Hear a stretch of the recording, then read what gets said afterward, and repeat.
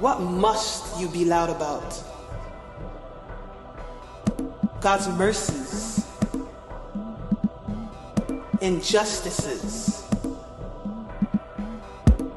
your achievements, your emotions, your culture. You gotta be loud about all of that. Talk them.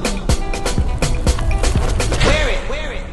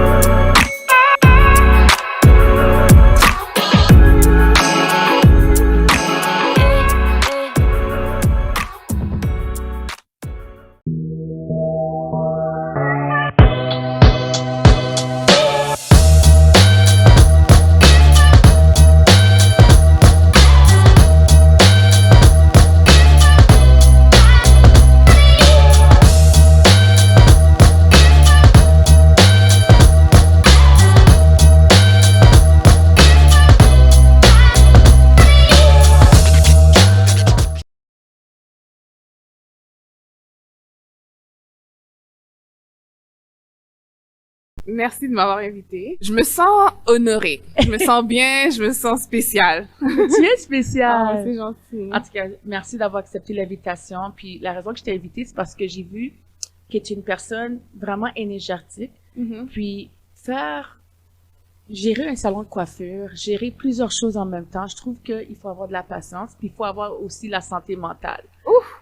Alors, et tu dois attendre, pour de vrai, être dans un salon de coiffure aussi, attendre plusieurs différentes histoires et tout, et de pas porter la charge sur tes épaules. Alors, je voulais savoir si tu pourrais nous dire un peu qui est Stéphanie Audiard. Oh mon Dieu. Pour me décrire, moi, je suis plusieurs choses en la fois. Entre autres coiffeuse, parce que c'est comme ça qu'on me connaît. Mais je suis une personne qui aime la vie. J'ai fait beaucoup de sport. Je suis fascinée par les cheveux. J'aime les cheveux afro. J'aime tout ce qui est tresse. C'est vraiment dans ça qu'on se spécialise aussi au salon. Mais sinon, quand je me décrirais, je sais pas, je suis moi. Genre, c'est vraiment une question difficile à répondre. J'ai jamais comme l'habitude de vraiment avoir des réponses précises, là. Non, c'est correct. Est-ce que t'es mariée, t'as des enfants? Oh, ok. Non, je suis pas mariée, j'ai pas d'enfants encore. Peut-être bientôt. Speak it to existence, right? Ça va venir. Mais quand t'es au salon de coiffure, est-ce que toi, t'as déjà géré, est-ce que t'as déjà eu des épisodes de problèmes de santé mentale? Comme j'ai vu une fois, je pense dans ton salon de coiffure, il y avait des policiers qui sont venus. Alors, comment t'as géré la situation? Pour dire vrai, c'est sûr que des fois, quand il y a des situations comme ça, sur le moment, on réalise pas, tu vois? Exactement. Fait que moi, sur le moment, j'ai pas réalisé, mais ça m'a affecté plusieurs jours plus tard. Fait que j'avais un peu pas paranoïa, mais je commençais à avoir peur d'être au salon. Je marchais dans la rue, je pensais, parce que comme ça fait un peu le tour des réseaux sociaux. Fait que j'avais l'impression que quand je marchais, les gens me reconnaissaient, je voyais des policiers, mon cœur battait fort. J'étais au salon, je bloquais la porte pour aller ouvrir parce que j'étais comme, ils vont revenir pour moi maintenant que je les ai mis dans la merde. Parce que je pensais que je les avais mis dans la merde, pourtant c'était eux. Mais c'était aussi avec les médias, tout ça, j'étais pas habituée à avoir autant d'attention sur moi. Fait que ça m'a affectée, surtout comme pendant peut-être 2 semaines après encore. Okay. Puis à un moment donné, j'avais arrêté même les entrevues avec les journalistes et tout, j'en pouvais plus. Je dormais pas, je mangeais pas. Fait que c'était vraiment, je peux pas dire traumatisant, mais c'était vraiment lourd. C'était très lourd. Et qu'est-ce que tu conseillerais? Comment tu l'as géré, ton épisode? Est-ce que t'as consulté quelqu'un? Parce qu'on se dit que dans notre communauté, on n'aime pas parler de problèmes de santé mentale. Le monde pense que quand on dit santé mentale, ils sont des fous, sont des folles, ou bien ils ont besoin d'aller consulter. Mais je voulais savoir, toi, qu'est-ce que tu en pensais? Ben, moi, je pense pas que c'est, quand on a des problèmes de santé mentale, je pense que tout le monde, dans notre vie, on va avoir un moment donné qui va nous affecter plus qu'un autre. Puis, c'est juste bien de reconnaître que tu sais, comme les gens vont dire, t'es fou, mais personne n'est fou. Tout le monde passe par là. Je l'ai vécu déjà avant, puis le fait aussi d'être au salon, les gens se confient beaucoup à moi. Tu sais, des fois, je me dis, OK, ben, tu sais, un divorce, ça peut être un choc traumatisant. Un échec à l'école pour quelqu'un qui en a jamais vécu, ça peut être un choc. Il n'y a pas une situation qui est plus grave que l'autre. Il y en a que ça sera un deuil, il y en a que ça sera un petit truc qu'on peut dire que c'est petit, mais ça peut nous affecter d'une façon ou d'une autre. Mais c'est vraiment de savoir que quand ça nous arrive, qu'on n'est pas les seuls. Moi j'ai vécu aussi, j'ai vécu un deuil dernièrement, fait que ça m'a affecté, puis ça m'affecte encore jusqu'à maintenant. Des fois je réalise pas, mais c'est quelqu'un de ta famille proche? C'est mon grand frère. Oh, ouais. il est mort de maladie ou? Il s'est jamais réveillé. C'est le 9 janvier. Oh my God, mes condoléances. Merci. Fait que c'est un peu ça, fait que c'est, comment je peux dire, c'est dur. Yeah. Ouais. Et ta mère, ton père, comment ils le prennent? Ouf, je sais pas. C'est encore dur. C'est un peu, c'est difficile à dire parce que le deuil, je le vivais seulement à travers les autres. Mais quand ça nous arrive à nous et que c'est vraiment proche, c'est mon grand frère, puis mes clients qui venaient à la maison le voyaient, le connaissaient. Fait que, c'est en ce moment, c'est un peu difficile à dire parce que il y a des moments où ça va, il y a des moments où ça va pas. Ouais, et aujourd'hui, c'est comme, OK. Puis après, il y a juste, peut-être je vais voir quelqu'un dans la rue, puis ça va me faire penser à mon frère. Ou je vais voir à manger, puis je vais dire, je vais en laisser un peu pour, c'est vrai, il est plus là. Tu vois? Fait que, c'est vraiment difficile à dire. Chacun le vit de sa façon, tu sais. Et puis, c'est un peu tabou parce que, tu sais, c'est la première fois que ça arrive. Fait que personne n'en parle vraiment parce qu'on veut pas non plus trop en parler. Mais pourtant, on devrait en parler. Je suis mal placée pour le dire parce que j'en parle pas à ma mère, à personne. Mais, tu sais, j'ai pas envie de c'est un peu comme tourner le couteau dans la plaie, là. C'est tout frais, c'est tout fréquent. Fait que, c'est ça. Et toi, personnellement, qu'est-ce que tu penses des podcasts? Parce que moi, j'ai fait mon podcast basé vraiment sur beaucoup de sujets tabous puis la santé mentale. Et une des choses que j'aimerais faire, c'est de briser le silence à travers la communauté et plusieurs personnes, parce qu'on s'entend que on peut empêcher d'autres personnes à voir comme se faire tuer ou avoir des problèmes, parce que il y a des personnes qui meurent, comme tu dis, ils se réveillent pas ou tout. Comme moi, j'ai un de mes amis, il est décédé, puis le docteur a dit c'est parce qu'il a fait une haute pression, comme ça veut dire qu'il y avait quelque chose qui le tracassait. Puis c'est ça que les gens comprennent pas. Des fois, si on n'en parle pas, ça monte jusqu'au cerveau et ça peut créer quelque chose d'autre, tu comprends? Puis c'est pas nécessairement méchant, mais s'il faut vraiment qu'on brise le silence pour aider quelqu'un d'autre qui en a besoin. Alors moi, je voulais savoir ton opinion sur ça. Ben, je pense que c'est important, surtout dans nos communautés noires. Les gens, on parle pas vraiment de santé mentale, puis c'est un peu comme la chose qu'il faut pas dire. Les gens vont jamais dire, tu sais, j'ai un fils qui a des problèmes de bipolarité, j'ai un fils qui est schizophrène, tu sais, mais on va toujours associer la maladie mentale, soit à un karma, soit à quelque chose que t'as fait, ou bien la sorcellerie chez les Africains beaucoup, ou bien ça sera quelqu'un dans la famille qui a jeté un sort, mais c'est beaucoup d'éducation qu'il va falloir que, tu sais, surtout nous, la nouvelle génération, la diaspora, je peux dire, on est ici, on a vécu ici, on est un peu plus informés par rapport à la maladie mentale, ben ça sera à nous de faire le travail, surtout pour nos enfants, puis aussi dans notre communauté. Tu sais, c'est sûr que les parents encore, un peu comme les miens, tu sais, ils vont pas croire à la santé mentale, puis ça va être très difficile pour eux de vraiment se dire, OK, ben alors, en ce moment, c'est que c'est juste, la personne est juste un peu malade ou un peu faible, puis on va l'aider. Tu sais, moi, je dis pas on va prier pour. Ouais, on va prier. Ça sera Dieu ou bien ou whatever. On va aller briser quelque chose dans la famille de tel qui a fait quelque chose à l'enfant. Mais, tu sais, ça arrive et c'est plus près de nous et c'est tellement fréquent que il faut en parler puis il faut vraiment faire beaucoup de sensibilisation. Fait que je sais que c'est tabou puis c'est difficile comme de vraiment cette ouverture auprès des gens, mais c'est important, c'est grave puis c'est important. Fait que c'est vraiment bien ce que le podcast apporte et puis je pense que ça va beaucoup aider. Ouais. Une des choses que j'ai appris avec ton salon de coiffure, puis je dois le dire à mes auditeurs et auditrices, c'est que ma fille, elle est très difficile quand elle va dans un salon. Ah Quand ouais. je vous dis, elle est très difficile. Elle fait pas trop confiance aux gens, elle croit pas vraiment. Tu sais, elle est très restreinte.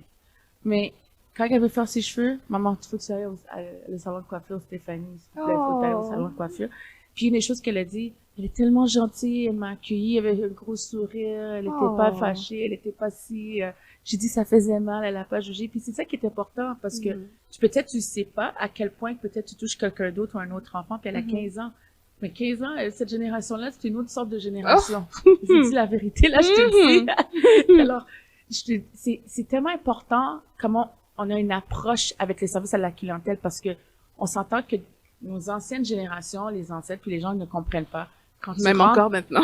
exactement. Quand tu rentres dans un commerce, puis t'es comme fâché ou t'as la bouche marée, tu regardes les gens d'une manière, mais on veut pas, c'est quand même un petit problème de santé. Tu sais pas pourquoi la personne ne veut pas dire bonjour. Tu sais pas pourquoi, mais c'est important de comment on a une approche envers l'autrui, tu comprends? Ça, c'est quelque chose, le service à la clientèle, c'est très difficile dans nos communautés, mais c'est très important. Puis moi, je le dis toujours aux filles, même au salon, comme, on a tous des problèmes, puis si je commence à énumérer les miens, je pense que j'ai une liste. Il y a pas quelqu'un qui a plus de problèmes qu'une autre. C'est vrai. Mais tu sais, on est là pour offrir un service, puis je trouve que le salon de coiffure, surtout dans la communauté black, afro, c'est un peu comme une genre de thérapie. Tu sais, tu vas au salon pour te sentir bien, pour te sentir belle.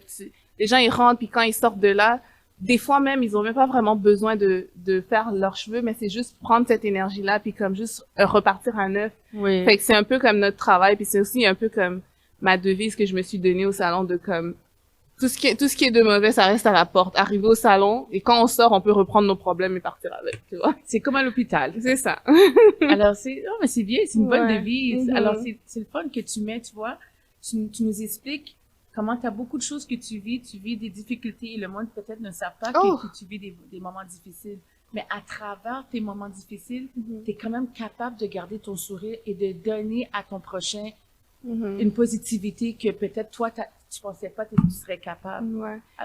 C'est difficile, c'est juste, je me dis, il faut relativiser, puis comme, tu sais, des fois, t'as l'impression que le ciel te tombe sur la tête. Tu sais, moi, je perds mon frère en début d'année, puis je suis comme, tu sais, on vient de célébrer Noël, bonne année. Après, je me dis, OK, peut-être c'est la volonté de Dieu. J'essaie de relativiser le plus que je peux, quand bien même que ça fait mal, mais, tu sais, c'est comme... C'est ton grand frère. C'est le chemin de tout le monde aussi. C'est mon grand frère, c'est comme c'est mon sang. On a vécu ensemble, on a grandi ensemble, mais... Il avait quel âge quand même? 33. 33, l'âge de Christ, c'était jeune quand même. Ouais. Fait que c'est juste de relativiser, peu importe le problème. J'ai eu tellement de problèmes depuis que j'ai ouvert le salon, en pleine pandémie, des cadeaux, des ci, des ça. Mais c'est juste, à un moment donné, si t'as la santé, t'es en vie, qu'est-ce que tu veux de plus? Tu vois? C'est vrai. Il y en a qui voient pas ça comme ça. Non, mais c'est très difficile. Tu sais, je dis comme ça, mais c'est difficile, mais j'essaye de me l'appliquer tout le temps. Des fois aussi, j'en veux à Dieu, puis je me dis, ben pourquoi, comme, j'en ai pas assez, tu vois? Mais après, je me dis, bon, OK. Je pense plutôt c'est le mindset. Yeah. C'est où est-ce qu'est notre mindset? Comment qu'on peut gérer toute cette frustration ou bien cette colère? Est-ce que des fois, tu as des moments où est-ce que t'as pas envie, tu viens, puis tu as des clients, puis ça te tente pas de le faire? Oh! Pas que ça me tente pas, mais des fois, je suis juste fatiguée, puis je me remets en question beaucoup. Mais dès que j'arrive au salon, c'est comme tout a changé. Parce que j'ai pas l'impression, moi, travailler au salon, c'est pas comme si je travaille. Tu sais, j'ai l'impression de faire juste ce que je sais faire, et that's it, tu vois. Non, mais moi, je trouve que c'est bien, parce que je vois que tu enseignes à des enfants Ouais, comment tresser. ouais. Tu sais, moi, j'ai enseigné à toutes les nièces chez moi, toutes mes petites filles que je connais, à tresser depuis l'âge de 6 ans. Imagine-toi, puis ils ont appris à tresser et tout. Toi, j'ai vu ta passion, comment tu aimes ça, tu les montes à tresser avec un sourire. Faut avoir de la patience, hein. Oh oui, il faut avoir de la patience, mais il faut aussi aimer ça. C'est vrai. C'est sûr que, oui, c'est, d'un point de vue général, c'est un business, c'est un travail, mais il faut aimer ça parce que ça apprend beaucoup, beaucoup sur toi, sur ton temps, ton sommeil, ta vie sociale aussi. Fait après, c'est vraiment, si t'as pas la passion et la vocation de le faire, ça risque d'être très dur. Mais sinon, moi, j'adore ça. C'est super nice. Est-ce que c'est juste ici au Canada que that you travel, comme que est-ce que tu as appris à tresser ici ou bien tu vas dans des compétitions en dehors de la ville et tout? Ben, j'ai appris, moi, je suis autodidacte, fait que j'ai appris seule. Je regardais, j'apprenais. Si je voyage, ça dépend de mes contrats, mais j'ai déjà fait un hair show à LA en 2017, si je me rappelle bien. Et c'était pas une compétition, c'était vraiment juste un showcase et tout de ce qu'on était capable de faire. Je représentais une marque de produits capillaires là-bas. Mais sinon, c'est ça. Hopefully que je vais continuer à voyager comme ça faire les cheveux. Why not? Non, mais c'est le fun. Yeah. C'est bien. Mm-hmm. Ben, je vois que tu as beaucoup de célébrités qui viennent souvent. Comment tu te sens quand tu vois tes célébrités qui viennent te voir dans ton salon? Si je réponds, les gens vont dire, ah ouais, c'est ça, tu fais genre. Mais pour de vrai, sincèrement, je me sens oui, je me sens privilégiée, mais je me sens normale parce que pour moi, c'est des clients comme tous les autres, tu sais. Ouais. Oui, c'est des personnalités connues, mais je pense que, comme j'ai dit, venir au salon, c'est un peu comme une thérapie. Fait que quand, admettons, peu importe qui vient, célébrité, Madame XYZ arrive, je pense que des fois aussi, c'est leur moment à eux de comme vraiment se déconnecter de leur milieu artistique, sportif ou n'importe quoi. Et juste d'avoir une relation humaine avec la personne. Fait que, oui, c'est des célébrités, mais pour moi, c'est juste des clients normaux. Puis je suis vraiment contente de les avoir. Je suis pas en train de minimiser quoi que ce soit. Mais c'est vraiment comme ça, je le vois. Et puis, je les traite tous de la même façon, quoi. Puis la pandémie, est-ce que ça t'a affecté mentalement? Non. Ça m'a... C'est bon de voir que la pandémie t'a pas vraiment affecté. Ben, parce que je suis toujours on the go. Moi, OK, la pandémie m'a affecté à un certain moment, je t'ai expliqué. So, au mois de mars, quand ça a commencé, j'avais l'impression comme si c'était Dieu qui me parlait, qui disait, OK, c'est comme si tout était orchestré pour que je puisse me calmer parce que ça allait tellement vite. Quand ils nous ont reconfinés encore au mois de décembre, j'étais pas capable de supporter. Pas que ça m'a affecté mentalement, c'est juste que je trouvais ça que ça allait être long. Okay. Et que je suis partie en Afrique. Je suis revenue, ils étaient supposés réouvrir les commerces. On était encore confinés et c'est là que ça m'a frappé vraiment. Okay. Et aussi parce que je savais pas ce qui allait se passer. Je venais d'ouvrir mon salon. On était confinés, fait que j'avais des factures à payer, sans travail, sans rien. Mais, tu sais, ça, thank God, j'avais quand même, je m'étais bien préparée, j'avais un bon coussin, mais oui, c'était difficile. C'était dur. Ouais. Wow. Mais quand même, je trouve que quand même, t'as passé à travers d'une bonne manière. Ouf, ouais. Ah, grâce à Dieu. Vraiment. Malheureusement, c'est presque déjà la fin parce qu'on a déjà, je sais, c'était pas trop long. Mais je te remercie énormément d'être venu au Diamant Bleu. Puis, pour de vrai, encore, merci à tous ceux qui écoutent cette émission. Il faut que vous compreniez la raison que c'était tellement important pour moi de lui donner cette entrevue. Chaque fois que je venais au salon, elle peut être occupée, même dans les réseaux sociaux, mais elle prend toujours le temps de répondre. Ouais. Et je te remercie pour cela. Pour les personnes comme moi ou d'autres personnes qui sont gênées d'approcher des personnes qui sont vraiment occupées. Ouais. Et faites comme moi. Prenez la chance puis d'envoyer un message à une personne importante. Puis si cette personne prend 2 secondes de son temps pour te répondre, dis merci à Dieu parce que c'est vraiment important. Oh. Alors, merci Stéphanie d'être venue au Diamant Bleu. Merci. Et à tous mes auditeurs, auditrices, s'il vous plaît, prenez 2 minutes de votre temps, puis faites comme moi. Prenez le temps d'envoyer un message à quelqu'un d'important qui vous est cher dans les réseaux sociaux, puis répondez-les. Au revoir.